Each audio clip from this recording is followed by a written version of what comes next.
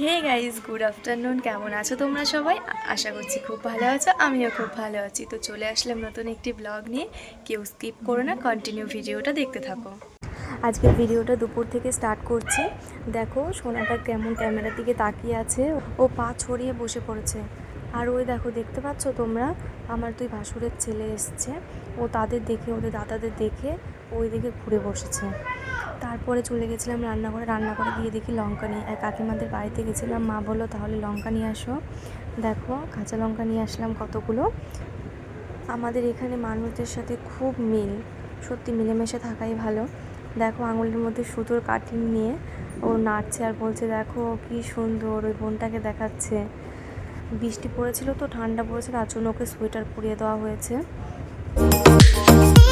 স্নান দান করে আমি ঘরে চলে এসেছি। দেখো ক্যামেরার সামনে, আয়নার সামনে আমি কত ঢং করি। সত্যি এক আয়না আর এক ক্যামেরাই জানে যে আমি কত ঢং করতে পারি ওদের সামনে। তো আমার তো খুব ভালোই লাগে।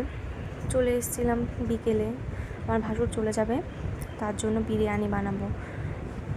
দেখো ভাতটা করে নিয়েছি আগে, ভাতটা করে একটু নেড়ে নিয়েছিলাম যাতে একটু ঝরঝরা থাকে ভাতটা। তো সব কিছু গোছানো হয়ে গেছে, মাংস কষানো হয়ে গেছে, এখন সব দমে দেবো, তাই কড়াইতে দেওয়া হচ্ছে সব। আমি আর দিদিভাই মিলেই বিরিয়ানিটা করেছিলাম, দুজনে মিলেই। তো বিরিয়ানিটা কেমন হয়েছে, কালার কেমন হয়েছে, পুরো হোমমেড বিরিয়ানি করেছিলাম। কেমন হয়েছে, আমার তো খেতে খুব টেস্ট লেগেছে। তোমাদের কেমন লাগলো অবশ্যই কমেন্ট করে জানিও। সোনাটা দেখো রাত্রে গান গাওয়া শুরু হয়ে গেছে।